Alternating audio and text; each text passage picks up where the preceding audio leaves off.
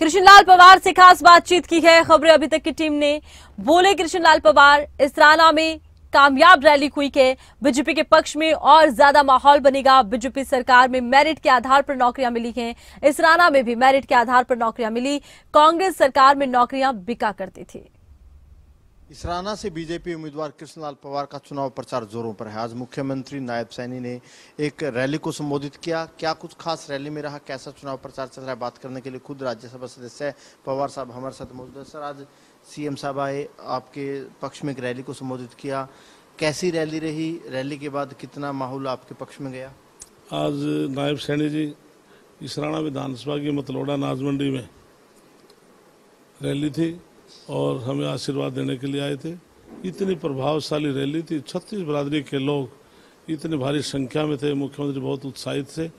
तो उसके माननीय मुख्यमंत्री जी ने विशेष तौर से भूपेंद्र सिंह हुड्डा और अपने कार्यकाल में युवाओं के बारे में उन्होंने बात करी कि मैंने भूपेंद्र सिंह हुड्डा से मैंने 15 सवाल पूछे थे, फिर उसके बाद 10 सवाल पूछे, 5 पूछे, आखिर में एक सवाल पूछा कि आप तो मेरे से 10 साल का हिसाब मांग रहे हैं, मैंने तो दे दिया। 56 दिन मैंने मुख्यमंत्री के कार्यकाल कुर्सी पर मैं बैठकर मैंने काम किया है और 56 दिन में 126 घोषणाएं मैंने की हैं, लेकिन आप 10 साल का कार्यकाल में आपने क्या किया? तो उनके पास कोई जवाब नहीं था। आखिर में उन्होंने कहा कि आप केवल एक सवाल का जवाब दे दें, अपने कार्यकाल में आपने बगैर पैसे के कोई एक भी नौकरी दी हो, पर्ची और खर्ची से नौकरी दी है। भूपेंद्र सिंह हुड्डा के शासनकाल में 86,000 नौकरियाँ लगी थी, लेकिन भारतीय जनता पार्टी के इस 10 साल के कार्यकाल में लगभग 1,46,000 नौकरियां लगी हैं, बगैर पर्ची के बगैर खर्ची के लगी है। एक सवाल यही पूछूंगा मैं, क्योंकि पवार साहब आप एक वरिष्ठ नेता है, कई बार आप विधायक बने, राज्यसभा में सदस्य, आपने कई सरकारें देखी। नौकरियों के मामले में जो नौकरियां पहले लगती थी और जो बीजेपी सरकार में नौकरियां लगी है, कितना फर्क है इसमें? इसमें हम तो 100% मानते हैं, क्योंकि आज योग्यता के आधार पर गरीब से गरीब आदमी जो सोच भी नहीं सकता था, घर बैठे उसको नौकरी मिल रही है। इसलिए लोगों का विश्वास ये बढ़ा है।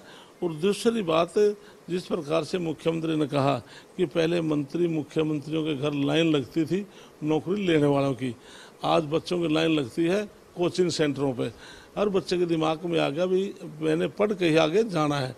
और इस के युवाओं का क्या मानना है नौकरियों को लेकर? इसके लिए हम हर विधानसभा के लगभग मैंने 53 गाँव का दौरा किया। मैंने 53 के 53 गाँव में लोगों से पूछा है कि उस राज्य में कुछ नौकरियाँ कितनी मिली थी। इस राज्य में किसी गांव में तो 100, किसी में 200, किसी में 50, किसी में 40, जैसा छोटे बड़े गांव थे।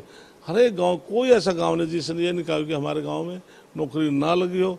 सब ने कहा कि बगैर पर्ची, बगैर खर्ची के, बगैर पर्ची की नौकरी लगी है। पिछली बार के चुनाव के मुकाबले इस बार का चुनाव आपके लिए कितना कंफर्टेबल है? बहुत कंफर्टेबल है। पिछली बार भी मैं चुनाव हारा नहीं था, हराया गया था, क्योंकि दुष्यंत चौटाला जो दयानंद उर्लाना जेजेपी के उम्मीदवार थे, मतलोडा अनाज मंडी में खुद स्पीच देकर गए थे, मेरा उम्मीदवार जीते या ना जीते लेकिन कृष्ण पवार को हरा देना। इसलिए जेजेपी के कार्यकर्ताओं ने जो वोटिंग वाले, क्या दुश्मनी थी दुष्यंत चौटाला की आपसे? नहीं, वो तो वो जाने, लेकिन हमने कौन से उनकी पार्टी से कोई गद्दारी नहीं की। मैं 4 बार का कंटिन्यू विधायक था, उसके बाद मुझे टिकट काट रहे हैं, तो हमने तो उनके वफादारी से उनके साथ काम किया। लेकिन आज भी हम जहाँ पर हम रहे हमने वफादारी से काम किया है। आज मैं भारतीय जनता पार्टी में हूँ, तो भारतीय जनता पार्टी निष्ठावान में कार्यकर्ता हूँ, निष्ठावान कार्यकर्ताओं ने नाते में काम करा और करूँगा। जीत का छक्का लगेगा? बिल्कुल निश्चित तौर से, गुरु परमात्मा की कृपा से और मतदाताओं के आशीर्वाद से मुझे लग रहा है तो छक्का लगना मेरे ख्याल से। क्योंकि जो आपकी विधानसभा है, इसराना सीट ग्रामीण सीट है, जाट सबसे बड़ा मतदाता, कहते हैं कि जाट उतना खुश नहीं रहते आप लोगों से, बीजेपी से। आपकी सीट पर क्या स्थिति? इसके लिए मैंने बड़ी से बड़ी मीटिंग में भी पार्लियामेंट के चुनाव के बाद सम्मानित जाट समाज में बोलता हूँ।